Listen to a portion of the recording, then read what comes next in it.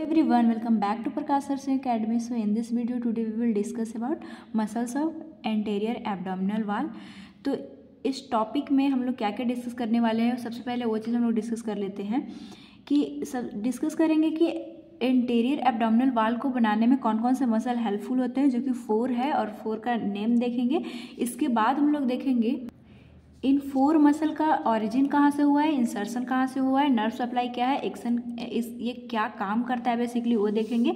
Next देखेंगे कि diagram के थ्रू कि कहाँ से कैसे और इसका ऑरिजिन और इंसर्शन है और क्या इसके फाइबर्स कैसे होते हैं डायरेक्शन में। और लास्ट में हम लोग डिस्कस करेंगे क्लिनिकल एनाटॉमी और इसका नोट्स जो कि टेलीग्राम चैनल प्रकाश नर्सिंग अकेडमी से है वहाँ पे आपको मिल जाएगा। तो इसका लिंक मैं डिस्क्रिप्शन बॉक्स में डाल दूँगी, वहाँ से आप मेरे टेलीग्राम चैनल पे जाके नोट्स ले सकते हैं।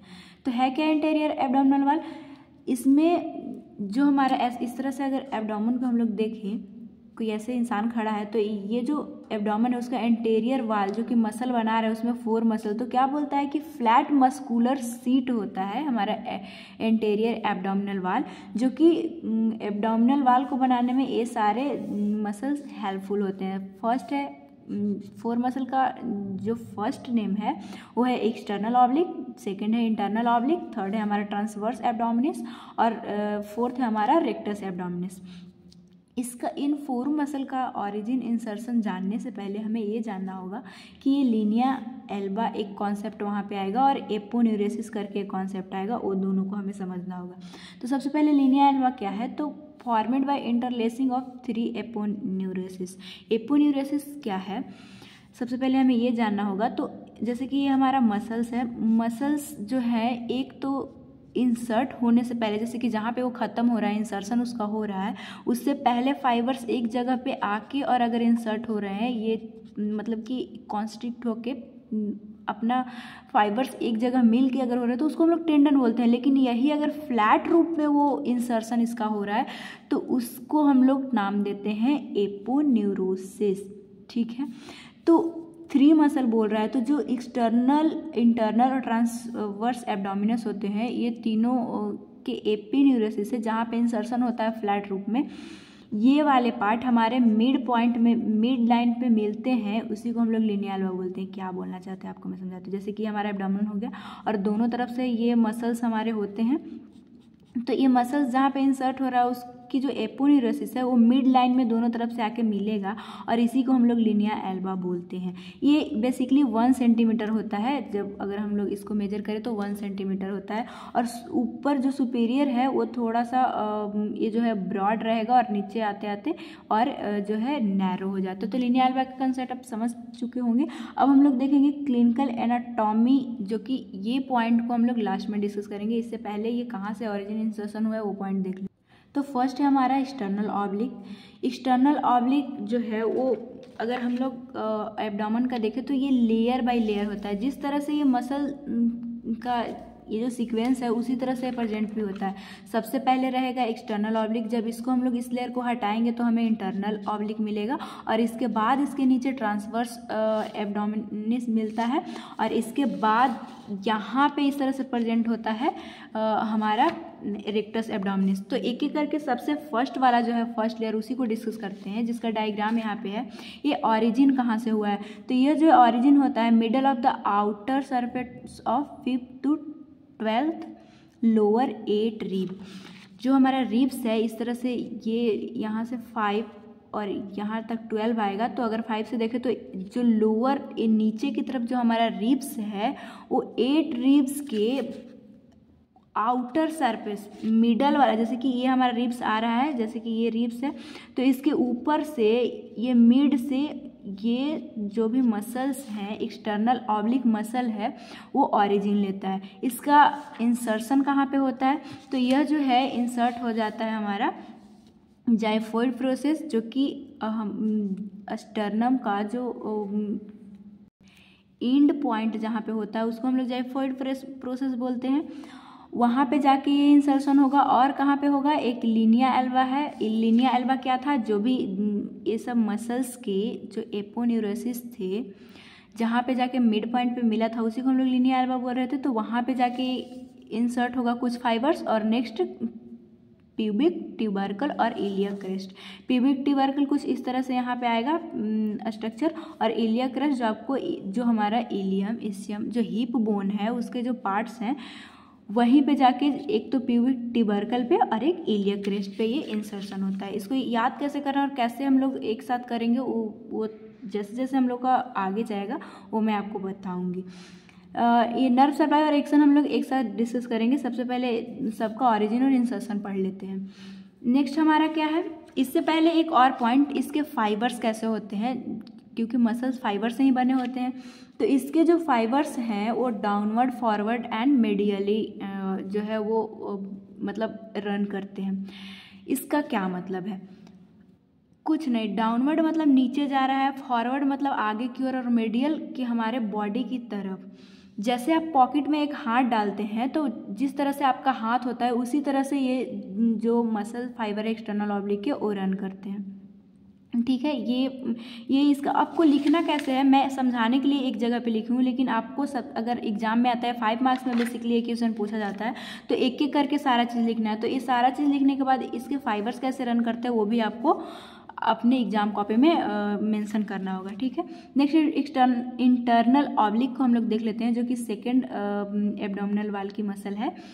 वो क्या है, उसका ऑरिजिन कहाँ से होगा, तो ये जो है वो लंबर फैसिया और iliac crest lateral to third of inguinal ligament कहाँ से होता है मैं समझाती हूँ आपको डायग्राम के थ्रू।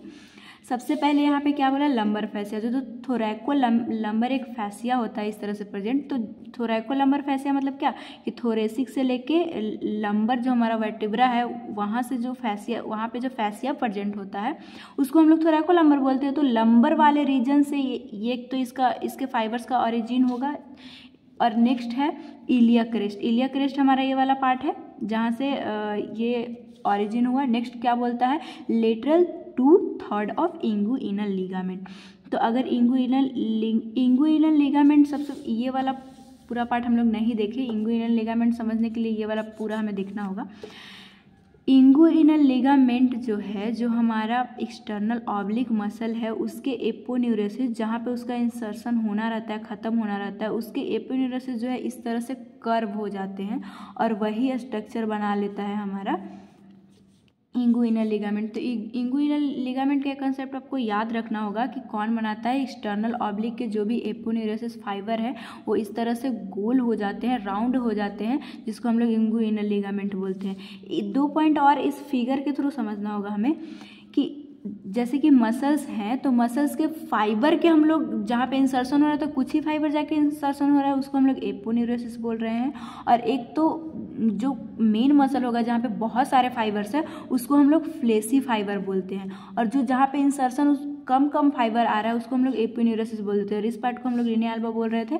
और इसका जो लोअर फ्री बॉर्डर था वो इंगुइनल लिगामेंट बना लेता है, बेसिकली इसकी एपोन्यूरोसिस वाला पार्ट। तो ये पॉइंट आपको ध्यान रखना है। अब यहाँ से हमें पता चल गया कि इंगुइनल लिगामेंट जो कि हमारा एक्सटर्नल ऑब्लिक बनाता है, वहाँ से इंटरनल ऑब्लिक जो मसल है उसका ऑरिजिन होता है 1/3 लेटरल। लेटरल 1/3 का मतलब क्या है कि जैसे कि ये हमारा पार्ट है तो इस साइड को हम लोग मीडियल बोलेंगे और इसको लेटरल बोलेंगे। तो ये वाला हमारा है इंगुइनल लिगामेंट। ये इंगुइनल लिगामेंट के आप खुद देख सकते हैं कि जो लेटरल वाले पार्ट है, जैसे कि अगर इसको 3 हिस्सा में बांटे तो यहाँ पे 1 हिस्सा आएगा, 2 हिस्सा आएगा, तो 2 हिस्सा तक ये जो है वो वहाँ से ऑरिजिन हुआ है। और नेक्स्ट इसका इंसर्शन कहाँ पे होगा, तो इंसर्शन जो है वो 7th से 12th मार्जिनल कोस्टल कार्टिलेज पे इसका, और एक जाइफोइड प्रोसेस, कुछ फाइबर और कुछ फाइबर लिनिया एल्बा और सिम्फाइसिस प्यूबिस। अब बिल्कुल मत घबराइए, आपको कैसे याद रखना है मैं लास्ट में आपको बताऊंगी, पहले आपको समझना होगा। सबसे पहले बोला कि 7 to 12th जो marginal of costal cartilage. Costal cartilage basically हम लोग किसको बोलते हैं, जो हमारा रिब्स है वो जब स्टर्नम से इस तरह से जुड़ता है तो पूरी तरह से यहाँ पे आके नहीं जुड़ता है, इसके लिए एक कार्टिलेज बन जाते हैं जो कि बेसिकली हाइलिन कार्टिलेज होता है। और ये इस रिब्स को इससे स्टर्नम से जोड़ने का काम करता है। तो ये जो हमारा हाइलिन कार्टिलेज को ही कोस्टल कार्टिलेज हम लोग यहाँ पे बोलने लगते हैं। तो ये जो कोस्टल कार्टिलेज है उससे ये उस पे जाके इसके फाइबर इंसर्ट होते हैं, इधर आपको दिख रहा होगा। और क्या बोला, जाइफोइड प्रोसेस जो कि यहाँ है इस तरह से जाके इंसर्ट हो रहे हैं। नेक्स्ट लिनिया एल्बा बोला, जो ये वाला पार्ट है, क्योंकि यही सब मसल के फाइबर तो मिड पॉइंट पे जाके जो मिल रहे हैं उसी को तो हम लोग लिनिया एल्बा बोल रहे हैं। तो लिनिया एल्बा तो तीनों मसल में आएगा, जो कि लास्ट में मैं बता दूंगी कैसे याद रखना है, ठीक है। और सिम्फाइसिस प्यूबिस बोला, कुछ फाइबर जो है इस यहाँ पे प्यूबिस सिम्फाइसिस होगा, वहाँ पे जाके इंसर्ट कर जाते हैं। नेक्स्ट हम लोग देखेंगे ट्रांसवर्स एब्डोमिनस, इसका कहाँ से ऑरिजिन हुआ, तो यह जो है inside of 7 to 12 costal cartilage, जहाँ पे हमारा इंटरनल ऑब्लिक के कुछ फाइबर्स ख़त्म हो रहे थे, वही पॉइंट से ये ट्रांसवर्स एब्डोमिनस जो मसल है वो अराइज होता है, ऑरिजिन होता है, यहाँ से इसके फाइबर ऑरिजिन हो रहे हैं 7 से 12 जो कोस्टल कार्टिलेज है वहाँ से। नेक्स्ट है और कहाँ से ऑरिजिन होगा इसके कुछ फाइबर, तो lumbar fascia, iliac crest, lumbar fascia जो ये वाला हमारा फैसिया है लंबर वाले पार्ट में, उससे अराइज होगा। नेक्स्ट है lateral 2/3 of inguinal ligament, sorry यहाँ पे 1 है, 2/3 हमारा कहाँ पे था, तो 2/3 जो है वो हमारा इंटरनल ऑब्लिक से था। ये क्या बोलता है कि जो हम ये आपको जो दिख रहा है इंगुइनल लिगामेंट, ये इंगुइनल लिगामेंट है, तो यहाँ सिर्फ जैसे कि अगर 3 पार्ट है लेटरल साइड में तो सिर्फ 1 पार्ट से ही इसका ऑरिजिन होता है।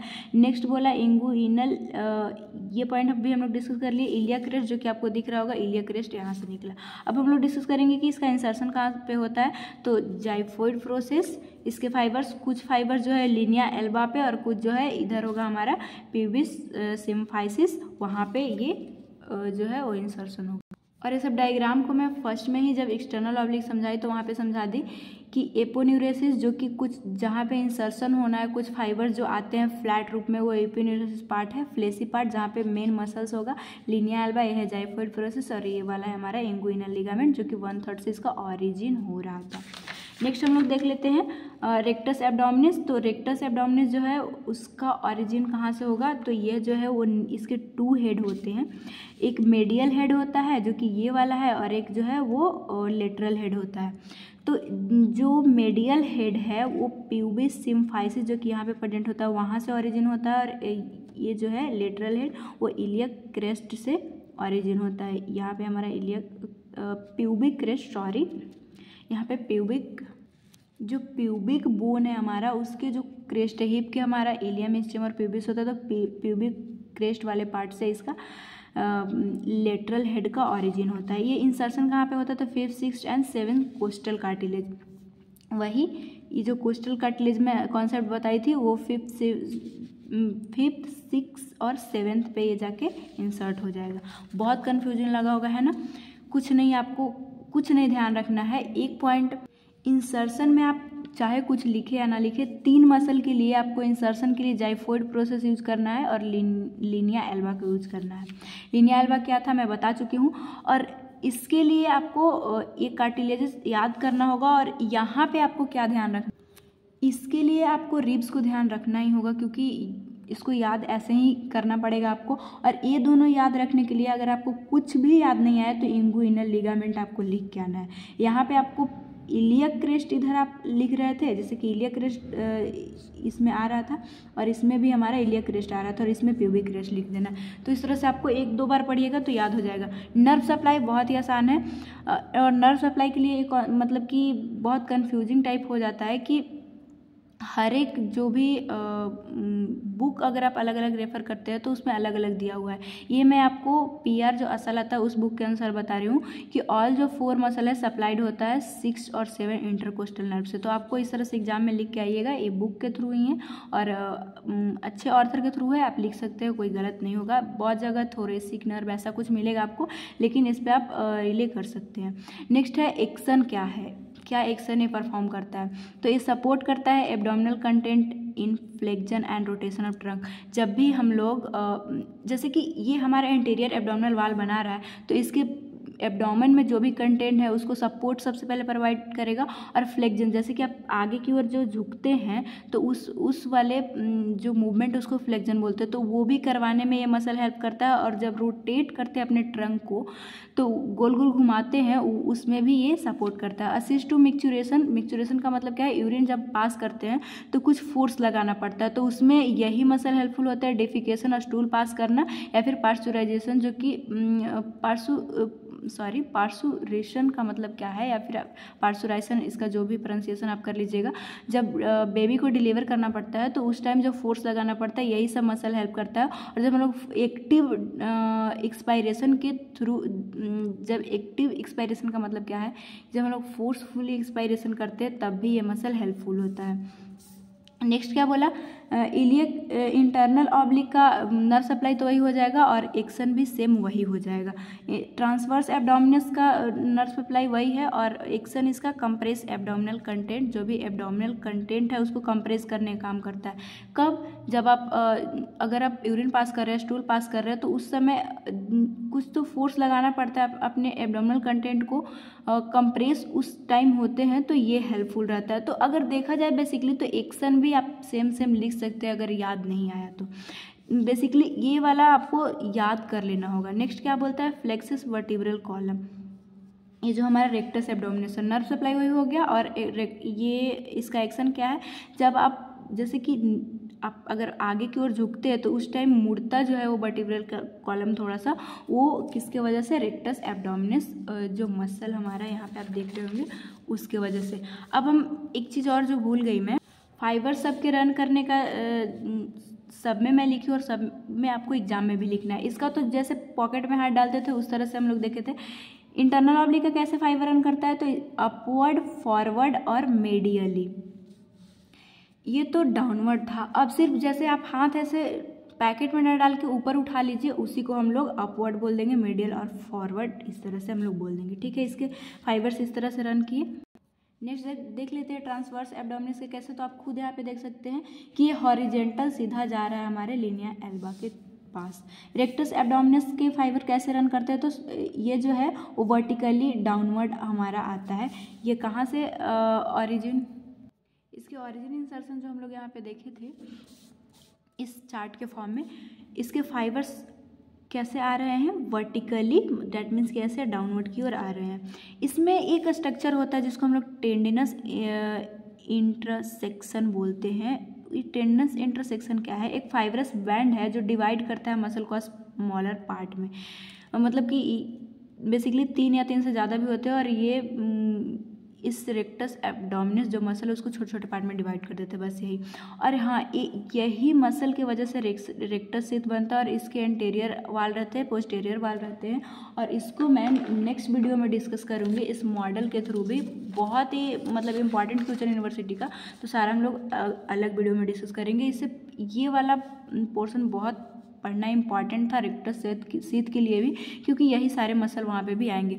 नेक्स्ट हम लोग अब लास्ट डिस्कस कर लेते हैं क्लिनिकल एनाटॉमी। तो क्लिनिकल एनाटॉमी लिनिया एल्बा से रिलेटेड है कि सुप्रा एम्बिलिकल इंसिजन, जो यहाँ पे आपको स्ट्रक्चर दिख भी रहा होगा कि लिनिया एल्बा के स्ट्रक्चर में ही ये जो है एम्बिलिकल आता है, बेसिकली बीच में ही तो होता है। तो यहाँ पे हमारा ये एम्बिलिकल आता है, तो उसके ऊपर अगर इंसिजन हमें करना हो इससे ऊपर, तो क्या होता है, थ्रू लिनिया एल्बा, यहाँ पे ये वाला स्ट्रक्चर जो है यहाँ पे अगर हम लोग इंसिजन करें तो उसका एडवांटेज बहुत सारे होते हैं कि यहाँ पे ब्लड लेस की, मतलब अगर कर तो उतना ब्लड नहीं आएगा।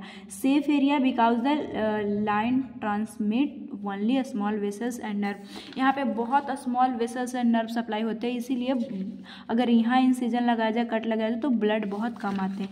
लेकिन इसका एक डिसएडवांटेज हो जाता है क्योंकि आप यहाँ पे कट लग चुका है और तो ये पार्ट जो है वीक हो चुका है, और वीक होने की वजह से एब्डोमिनल कंटेंट जो है बाहर आने के चांसेस होते हैं, जिसे हम लोग हार्निया बोलते हैं। बेसिकली जो कंटेंट है इसके थ्रू बाहर आ जाते हैं, उसी को हार्निया बोलते हैं। तो क्या था, लिनिया एल्बा के पास अगर कट लगाते हैं अम्बिलिकल रीजन से ऊपर, तो इसका एडवांटेज है कि ब्लड नहीं आएगा, लेकिन इसका एक डिसएडवांटेज हो जाता है कि हार्निया होने के चांसेस। यही हमारा क्लिनिकल एनाटॉमी बनता है। तो हम लोग बेसिकली क्या डिस्कस किए, इसके कौन से मसल होते हैं, कौन कौन से, ऑरिजिन इंसर्शन कहाँ पे हुआ, एक एक करके हम लोग सारा मसल देखे और सारी चीज़ें क्या थी, फाइबर्स इसके कैसे थे, और लास्ट में हम लोग डिस्कस किए क्लिनिकल एनाटॉमी। तो ये सारा था हमारा muscle of anterior abdominal wall. ये क्वेश्चन 5 मार्क्स में यूनिवर्सिटी एग्जाम में पूछे जाते हैं। इससे भी इम्पॉर्टेंट है कि रेक्टस शीथ, जो कि यूनिवर्सिटी में पूछा ही जाता है और बहुत ही इंपॉर्टेंट उसका कॉन्सेप्ट है समझना। तो हम लोग नेक्स्ट वीडियो में डिस्कस करेंगे। और अगर वीडियो हेल्पफुल रहा हो, समझ में आया हो, तो please subscribe my channel and support. और इसके रिगार्डिंग फिर भी कोई डाउट हो तो आप कमेंट बॉक्स में पूछ सकते हैं। मिलेंगे नेक्स्ट वीडियो में नेक्स्ट क्वेश्चन के साथ।